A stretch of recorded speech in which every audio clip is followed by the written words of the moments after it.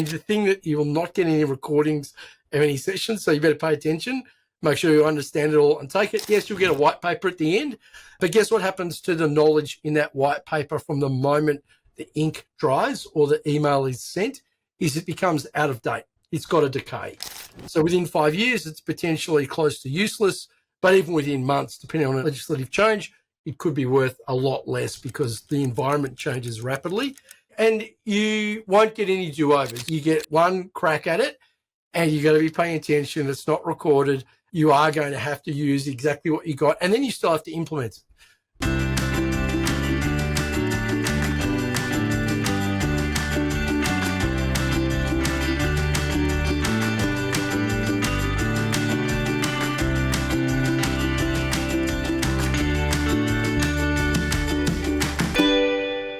Hey, welcome to the Scale My Clinic podcast. Many owners say to us, I just need a GP. That's all I need, just one GP. Then everything's going to be absolutely fine and I'm good and I'm done. Todd and I are here today to share why maybe that's not actually the real problem.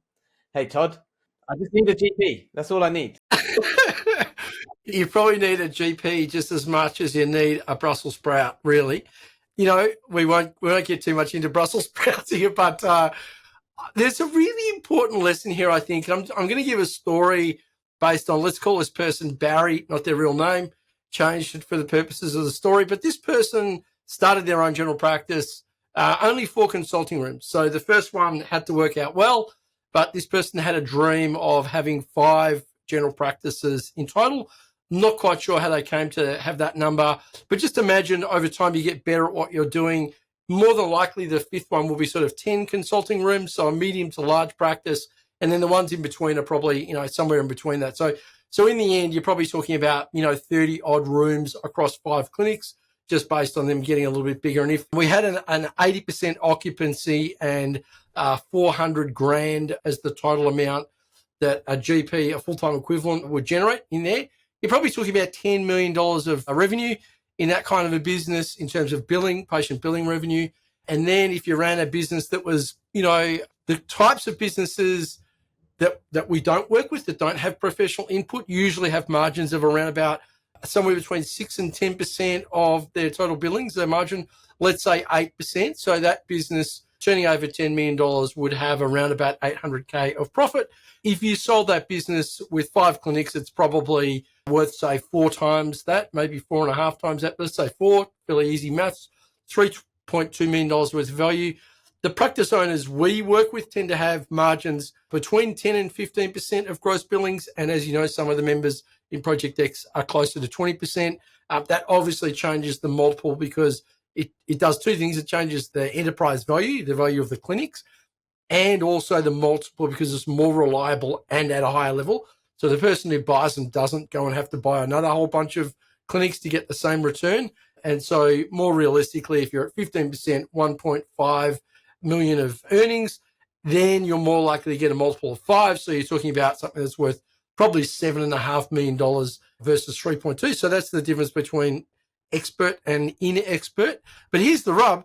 This person had been running for about 18 months and they're about a year away from throwing it in because they just thought, you know what, this sucks. I don't think I'm going to do it. They hadn't really added up how much it cost them to get out of the leases and all those kind of things. But the thing that they said they wanted was, guess what? I just need one GP. I just need one GP. Just give me one sucker. And it literally is a sucker because when you talk to these people and you hear them talk about their life, it's pretty shitty because they're obviously getting less than what they would as an independent GP. They've got responsibilities well above that. They've got, leases they've signed. They've got humans that are working for them. They've got to manage all the other things that go with having a business. They've often paid for a fit out, blah, blah, blah. They've told their family, their friends, they've told everybody that, you know what, this is going to be something that gives me more profit and more time freedom. And actually what they have is less money and less time freedom. And so they often don't feel great about it. But it's really curious that somebody's saying, you know what, I'm 12 months away. I'll do this for another 12 months and then I'll bail on it. It's not really clear what that bailing picture looks like. But then they're saying, give me a GP. When you drill into it, you're like, would you take this job that you're currently in?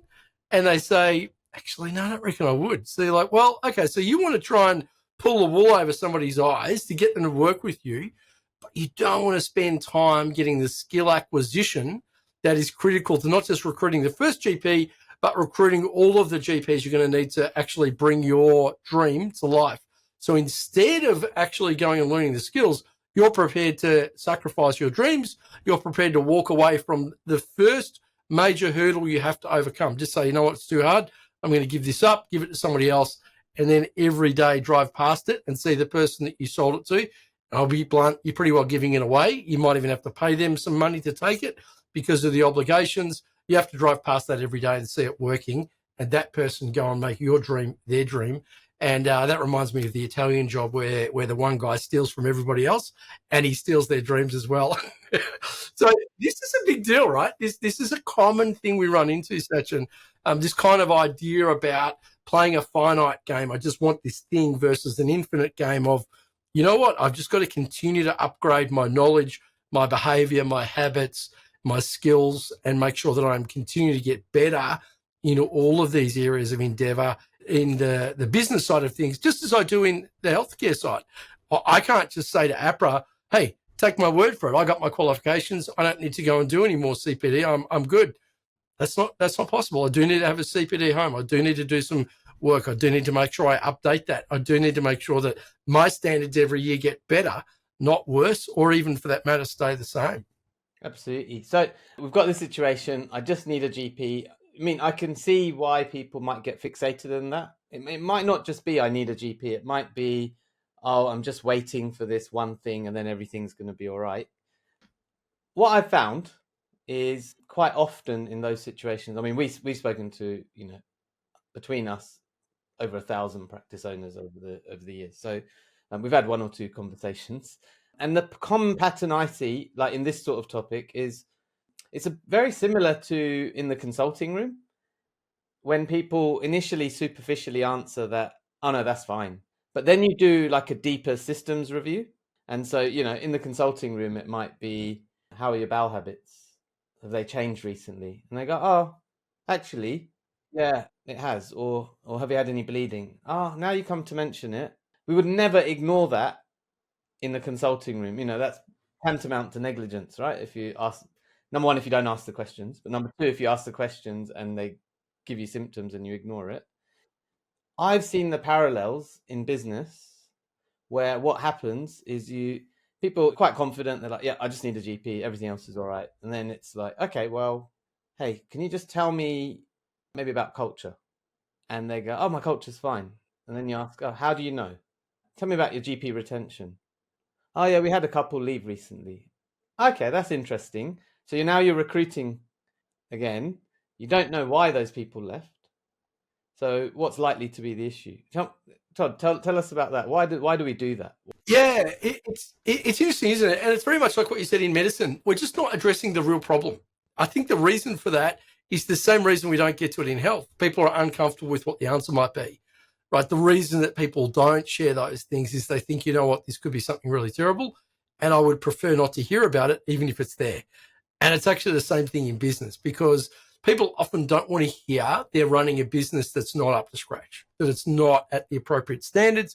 And one of the challenges for an owner is your identity can get mixed up in that. So you can very much personalize somebody leaving. So, for example, this is something we see a lot, even with the people we work with in Project X. When a GP decides to leave, they personalize it. So it's a little bit like going through the stages of grief, because they consider there's a personal relationship as well as a professional relationship, and irrespective of the reason that the person moves on. And ultimately that comes down to their needs not being met. They might relate to them geographically needing to move, needing different funding. I've had people move when even you spend a lot of time trying to tease it apart, it just came down to they just needed to find out if the grass was greener. Like sometimes that's the reality, that actually, you know what, I've been here a while, somebody else has offered me something that looks shinier and looks more beautiful. I just need to go and find out. And once somebody's got that kind of mindset, it's very difficult to adjust to it. But all of the other things, the question is, if you know there's a serious problem, would you prefer to diagnose it and then come up with a plan to address it and then implement the plan?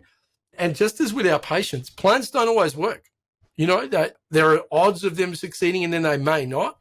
You need to be able to recalibrate and go back and try again with some slight modifications, because not every environment is the same. And obviously the people implementing are different, and the response on the other side is going to be different in every environment. So you do need to be able to recalibrate, go again. I think Mike Tyson said this most eloquently when he said, everyone has a plan until I punch him in the face. And that's true, right? The best laid plans often fall over just as you start to try and implement them in reality. And that's actually okay, because you found out one way that doesn't work, and it may be that way works in the future, but it doesn't work in your environment right now. You need to go and recalibrate that with people who have done it before, who can help you with the right recalibration for the environment.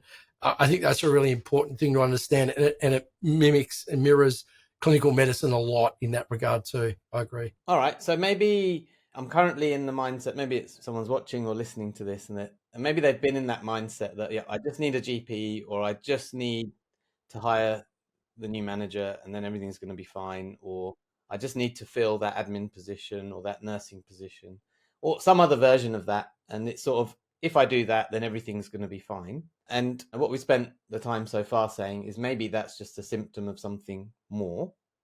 So how should we recalibrate the way we approach it? Like, if that person was sitting with you here in my seat, maybe you can pretend I'm that person. What would you say to me about how I should think about approaching things differently?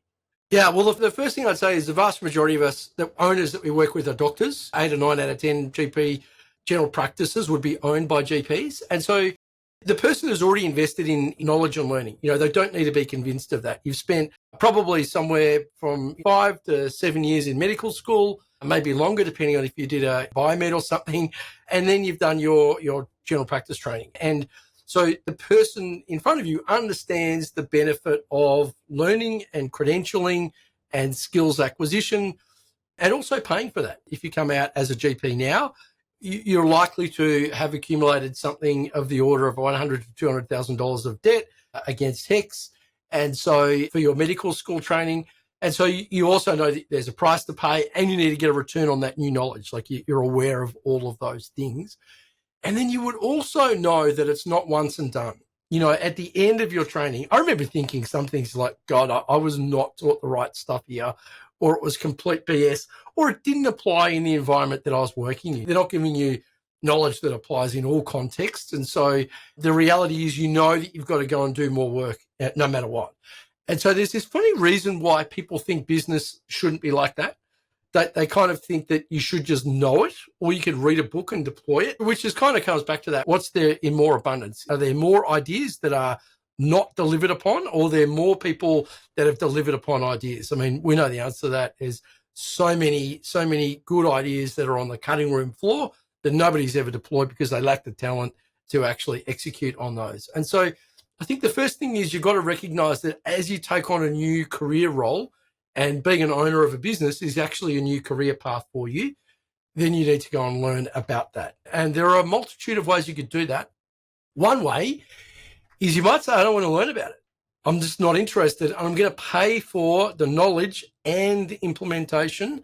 And that's not an invalid way of learning about it. And if you're setting a new business up, you might choose to get in an expert in that way. But what I'm going to tell you is that is not a run-of-the-mill practice manager. That's not someone who's on 75 to 100 grand a year. That's a CEO that's on 250 to 300 grand a year. So you shouldn't shortchange yourself in thinking that you could buy that skill set for 80, 100, 120, even $150,000. And then you run a risk, because you now have key person risk. So if that person's really good at it and they're actually getting a substantial return on invested capital, guess what they're likely to do? Take that knowledge and go and set up their own business so that they can be in your circumstance. So you're more than likely going to have to give them equity or something else in order to keep somebody like that engaged and interested in continuing to contribute. And the problem you've got is, if you don't know much about it, there's a huge gap between you as an owner and the person doing the work. The second way is, you might decide to outsource, like a lot of government departments do, is go and find one of the big 4 consulting firms and say, hey, tell me about this. Or maybe a specialized version of that. It's really not that easy to find, because there aren't that many people that are actually specialized in general practice. But let's say you went to one of the big four consulting firms and said, I want you to help us out with an improvement plan, just like the departments do at any government department, doesn't matter whether it's local, municipal level, state or federal. You'd be talking about $100,000 to even get in the game. And the thing that you will not get any recordings of any sessions, so you better pay attention, make sure you understand it all and take it. Yes, you'll get a white paper at the end, but guess what happens to the knowledge in that white paper from the moment the ink dries or the email is sent? Is it becomes out of date. It's got to decay. So within 5 years, it's potentially close to useless, but even within months, depending on legislative change, it could be worth a lot less because the environment changes rapidly. And you won't get any do-overs. You get one crack at it and you got to be paying attention. It's not recorded. You are going to have to use exactly what you got. And then you still have to implement it.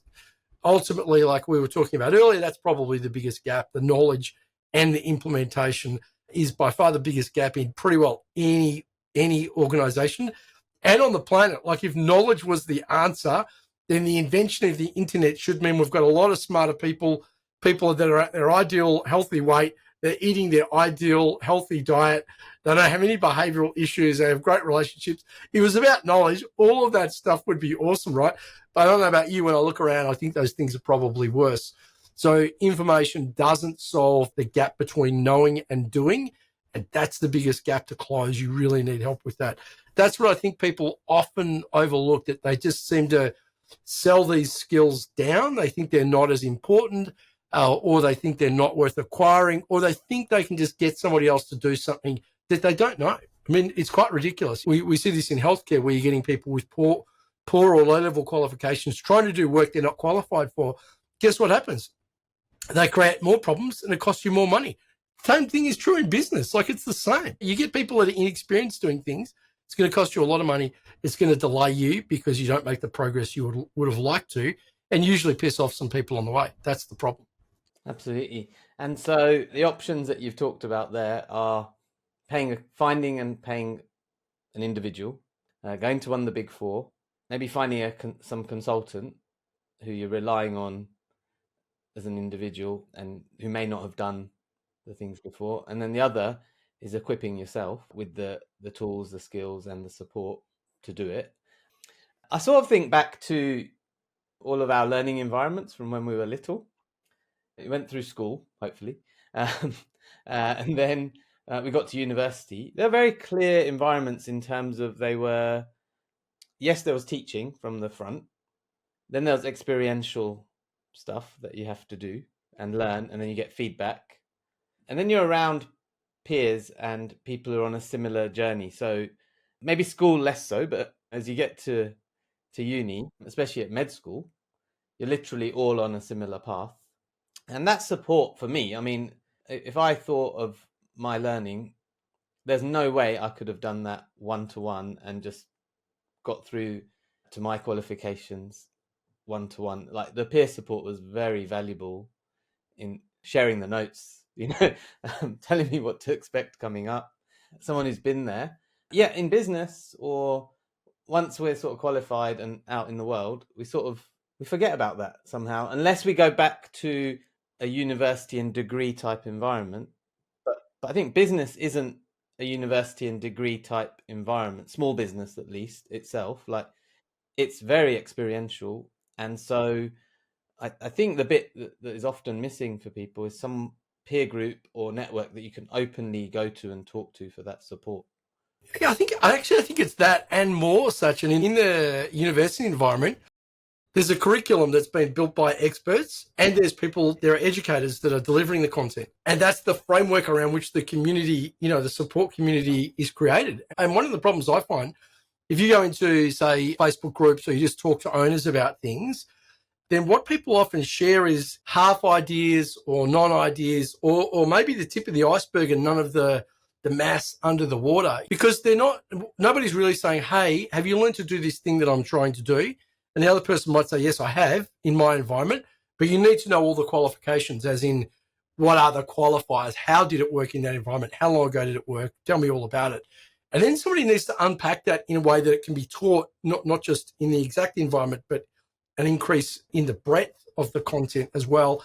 And then the kind of the how-to, the checklist, as you and I know, we go through why, what, how, what next. That's the normal kind of format for coaching this content. It takes a long time to unpack what you do. So when you ask somebody else what to do, here's the problem. This is a bit like walking up to Tiger Woods and saying, hey, Tiger, you're an awesome golfer. Could you tell me what makes you an awesome golfer? Well, superficially, that sounds like a good question to ask. But what I can 100% guarantee you is the answer that he will give you will be almost useless.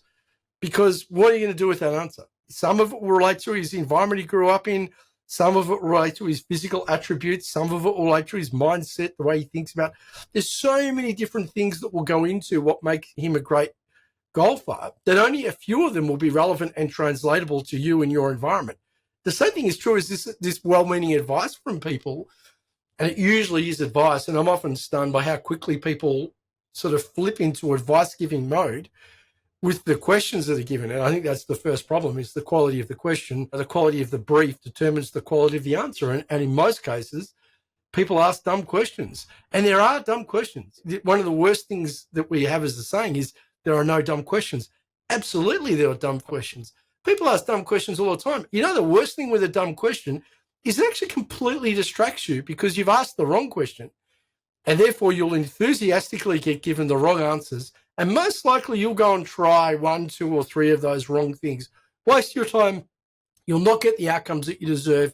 You'll blame the people. You're like, oh, I'm just surrounded by idiots. That's the problem. But actually, in most cases, you're the idiot. You haven't thought deeply enough about the problem. You haven't articulated it very well to people. And you haven't qualified any of the advice given. Is this advice you're giving from a knowledge perspective? You experienced it? Is this an opinion?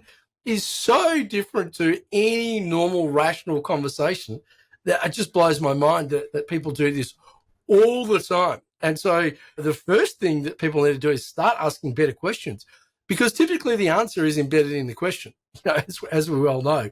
And so I think this is a big issue with the way people think about this. Whereas if it was a clinical question, they know that they'll do an isobar handover. They'd give you the background, they'd give you the clinical circumstances, the context, like everything you needed for the person to have relevant breadth around the problem. But in a business context, they say, where should I go to recruit a GP? Should I change to MD to BP? Should I use software? Should I do this? Should I sack this person that's annoying me? Like, these are the sort of questions you get. You're like, what the hell? This is not any kind of briefing at all. So that's good, because like you read my mind. So if, we started with this, hey, I just need a GP. Where do I get a GP? If that is, I'm thinking, in the category of dumb question, what's a better question for that? Yeah. A better question is to turn it back on yourself. So the real problem is, I don't know how to track GPs to my clinic. That's the real question. I don't know how to. And then you would say, okay, what have you tried before? And you want to understand what have they done and what's happened. Have they had, like you said earlier, Sachin, have they had 2 or 3 GPs start and then leave within 3 months? Have they had people come and engage online or on the phone, and then when they look at the clinic, they say, I'm not coming back? Or is there a problem with the type of agreements that are being used? Is there a problem with their ability to close a deal? You've got to diagnose where in the process the problem exists before you can actually prescribe a treatment. We know that in medicine, you've got to come to a diagnosis before you prescribe the treatment. And it may be that person that is the owner actually has some problems with their interpersonal skills. Actually, what's really common is that they're really burnt out and annoyed. And so they spend insufficient time getting in the right headspace for recruiting. And they arrive just running late from an appointment. They're a bit annoyed. They're a bit stressed. Maybe they've just told someone some bad news. And then they've got to switch modes into a recruiter. Just haven't done the right amount of work on it. And so what they do is they default to offering desperation levels of service fees. So they say, the person says, look, you look like someone who's desperate. They don't say this, but in their head, they're thinking, well, you look really desperate. How about I'll sign on for 80%? And this person will say yes, but they might as well just pay them $20 an hour for the rest of their life, because it's probably going to be cheaper than taking them on at a percentage that is not viable. That's not building a business at all. In fact, you're sowing the seeds of your future downfall because you can't make that work. And so you end up with these unhealthy outcomes as a result of somebody lacking the skills required and just making the wrong diagnosis. So, and it's actually really distressing to see. I mean, the reason you and I do this is, and this is most recently shown by the Health of the Nation data from October 2024, but over the course of 6 years, whereas previously 1 in 4 GPs had an interest in owning a practice, that's now down to 1 in 10. And most of the rest have no interest. So it used to be 1 in 4 that had no interest. Now it's more than half are like, nah, not interested. So the moment you talk about ownership, in their head, they've got the little switch, not listening. So, this is a big problem for us unless we want to have corporate overlords. And then the bad news for people is medicine, general practice, will become a lot more like pharmacy, which is great if you're a pharmacist that owns a practice. Not so great if you're an employee pharmacist that can be directed to do whatever, the hours, what they recommend, what kind of metrics, what kind of KPIs they're accountable to, all sorts of things that go with that. I think most GPs would be shocked at what the hourly rate that pharmacists get paid is compared to the benefit of owning a pharmacy. And so you end up with this really large disparity between owners and GPs. That's what's going to happen if you've got corporates that are the majority owners here. And look, they're already doing a lot of work in creating favourable environments for themselves with negotiating with the federal government. We've seen that. So GPs as practice owners, we need to be better at inspiring them to do the right thing, which is, I think, the communities are well served by having privately owned general practices. I don't have any doubt about that. I know you don't. That's the only group that we serve. We don't help corporates. We don't help not-for-profits. The not-for-profit thing is more about NFI, like just committees for everything and can't make any decisions. No one's accountable. And they do have an unfair advantage in a playing field. And so I'm not a fan of businesses not paying their fair share of tax when we as small taxpayers pay through the nose for everything. Again, I'm happy to contribute to schools, roads, all those kind of things. But I don't like it that somebody else, just because they have a different vehicle, different structure, can decide that they're not going to contribute to those things. And so we don't help that group. They can help themselves. They're probably the ones that will go and pay the consultants $100,000 to the big four plus and get advice. That's just the way they roll. But yeah, getting back to what we want to do, we want to make sure that the GPs are the preferred owners of general practices and that it's appealing for them and that it actually gives them an appropriate return on risk and effort and that it's a normal, profitable business. It should be. It's not an unreasonable demand to expect that that is the case. And that's what we want for general practices and what we want for GPs. Absolutely. And so back to that question, dumb question or statement, I just need a GP. How do I get a GP? Better question, how do I attract a GP to my practice? Followed by a series of questions as to what have you done? Where are you at? As part of those questions, one might undertake an assessment of the practice. We normally score it with the Practice Success Blueprint. We'll put a link in the show notes if anyone listening wants to score themselves. But again, what typically might happen is I just need a GP. I'm scoring about 50% out of 90. I might be on 45 or something in my Practice Success Blueprint. But I don't need to address that. I just need the GP. There's a chicken and egg situation there, right? Like in terms of, I think we can be focused on, I just need the GP. And so that score, almost blind to it. Can you speak to that about actually dealing with the real issue? I think the reality is most things in life that are worth doing are hard. There's a kind of a natural moat around all of the good stuff in life. Doesn't matter whether it's relationships or business success or anything else. There's a moat around it. And the beauty of the moat is it dissuades people that don't have the stomach for things sucking for a little bit. Like they just don't have the guts to do what's required.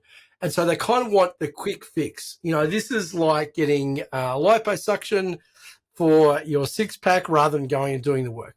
Right? It might take you 12 months, 18 months to do the work. Your liposuction, you'll be right in a week or so. But you haven't really changed the environment such that it's going to stay.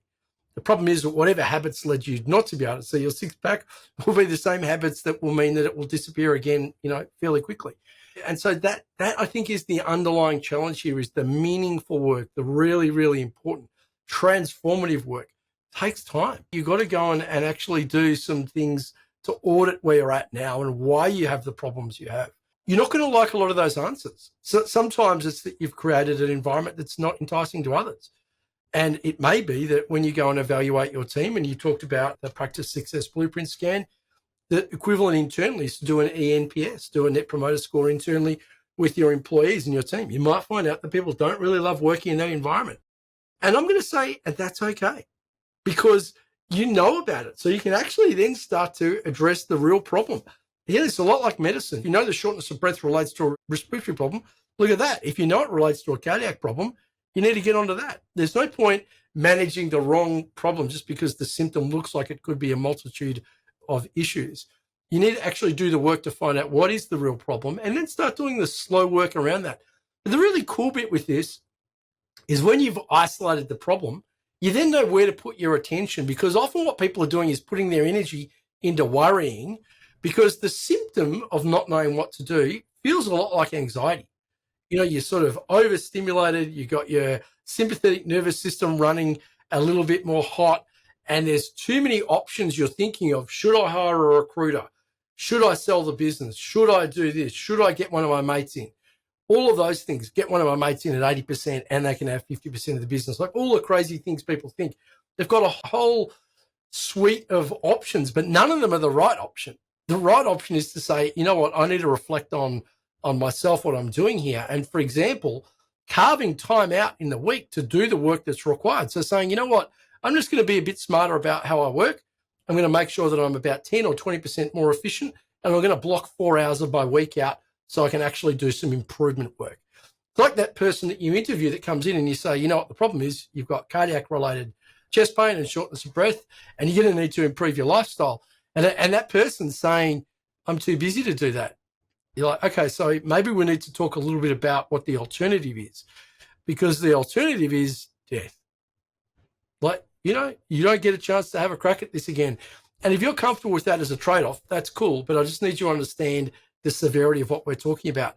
And in the case of the fictitious Barry, that was the circumstance. His alternative was death, because his business was not going to survive. He wasn't going to survive. He was working more hours than sustainable, young family, partner. He'd promised them all sorts of things that he thought came with his dream, but he's not prepared to do the work to get the outcome. And so based on that conversation, the most likely thing is he doesn't make the adjusted change, and he does in some way or other extricate him from that obligation. Most likely what will happen is the landlord will benefit. He'll have to pay out, subsidize the rent for the next person. They'll get a free fit out. He'll be paying that off over the next 4, 5, maybe even 10 years. And so the cost of his mistake is hundreds of thousands of dollars. And I'm going to say the worst thing, money you can renew. The worst thing is the false belief embedded in there that I can't do this, that I'm not capable of doing this hard thing. And then we start to believe we're not capable of doing other hard things. That's part of the challenge there. So I think that the price people pay for this, for not taking action, is actually really high, and much higher than what they recognize. We all know this from consulting, that these are really tough conversations. But ultimately, you can have two different types of discomfort. You can have the discomfort of doing the work, or the discomfort of knowing that you didn't actually try. You didn't do what was needed. Absolutely. And I think in the current environment, we're recording this in May, shortly after election, and there are changes for November 25 coming. There's a whole host of other pressures and external factors, which mean that ignoring these sort of activities and actions, anyone who's in this type of position is going to be in a substantially weaker position if they don't address some of the things you've been talking about. So we've talked about identifying the real problem. We've talked about some of the thinking about how to go about addressing that. We've talked about not ignoring red flag symptoms in the hope that they go away, or in the hope that one small fix will take care of it. I suppose if I say that I was waiting for something to act, but then flip it, if I'm in that position, you know, I was waiting till I had time, I was waiting till I got the PM, I was waiting till I got the GP, and then I wanted to do this thing, but now I'm going to commit to doing this thing and improving my business and make a definite commitment to that. But I'm scared because I still need the manager, I still need the GP, I still need the nurse. What would you say to that person, like, about flipping the thinking? Yeah, I think that medicine is not good at training us to make imperfect progress. We like to be right because being wrong is unfortunately a really big deal when you're talking about other people's health. And so perfectionism can paralyze you. And so there's a different symptom of knowing what to do and not doing it. And that feels more like depression. You often feel flat because there's kind of, this is my belief, I think there's a bit of guilt that goes with not doing the action that you know is not right. And it just sits with you. And unfortunately, you can't evade the reality that it was you that chose to do, you watched Netflix instead, or went gaming. You did something other than the thing you know you should have done. And you can't fool yourself with that stuff. So I think the first thing for people to do is to give them time to free up some time, because most commonly what happens is, there's that Parkinson's law where the work expands to fill the time available. We just kind of fill that time up with work because we want to be distracted, and it's better to not think about the thing that you need to do. So what I'd suggest is you go and get some spandex, not put it on you, but put it on your calendar. And then we don't want men in lycra. That's not appealing. What we want to do is put that around our calendar and shrink the amount of time we're spending working and give ourselves some free time. Because the most common complaint from these people is, I don't have time to do anything. So then essentially they're agreeing that how it is now is how it will be forever. I think if you want to give yourself a new possible future, create a new timeline, if we're in the Marvel Cinematic Universe, we want to branch off from the current one, then really that means you've got to create time. You've got to create thinking time where you can actually explore what your options are, and you might need to preserve your income. So your goal is, I'm going to do X income in this amount of time. And then you've got time to look for the PM that you need to create a recruiting plan that's meaningful, to go and pay for coaching and get that coaching in that time. And it's worth saying here that we recommend between 2 and 4 hours per week are allocated to that, much like a fitness plan or the patients we were talking about earlier. If you put more time in, you're going to get a faster outcome. Like, there's no doubt that there's a linear relationship between the work you do, how hard you work, and the outcomes you get. That's true in study, it's true in life, and it's true in business as well. And so putting more time in, if you can, is useful. But that usually means you have to have had a bigger team so you can delegate more things to them. So when it's early, you got a small team, you're like Barry, you just need to carve out 2 to 4 hours a week and not waste that time. That has to be spent on getting smarter, asking better questions, and evaluating, where am I? What's the actual problem here that I need to address? And then I think you've just got to depersonalize it, Sachin. Sometimes it is us, it is you. It's a behavior or a belief or something you have to adjust. That's okay. Again, once you recognize it, you then have a different type of problem to solve because you know what you need to do. Then you just need to actually start putting together some kind of a metric around, how do I know if I'm doing this thing or not? How do I know if I'm changing? And then you can start to measure progress towards your goal. But I think not enough people spend time thinking about it because they don't like the answers that might come out of that. And I think that's probably the issue. And it comes back to the patient consults. When people don't tell you the full story because they're like, I don't want to hear you say the word cancer, or I don't want to hear you say the word, it's something around a serious problem, because that's going to mean that I have to accept this really terrible thing. But then they can make progress. The earlier you pick any of those things up, obviously the better. We know that in medicine, that's important. It's the same in business. The earlier you diagnose the problem, the quicker you can get to actually treating the problem and not doing something that looks like a treatment, but it's actually a distraction. Absolutely. And so I think the message is, you cannot solve a problem that you're not willing to accept. So that is one key message. And so everything starts with just accepting the problem, not at face value, but at a deeper value, with a deeper investigation. Second of all, the reality is we might have grand ambitions like Barry that Todd talked about, but we don't normally rise to the level of our ambitions. We normally fall to the level of our systems. And so there have to be systems that underpin the majority of what we do in our business, that allows us to rise to and create the ambitions and the goals, achieve the goals that we've set for ourselves. So at this point, Todd, thank you for that wisdom. It's been awesome. We've been Sachin and Todd from Scale My Clinic. We'll see you next time. Thanks.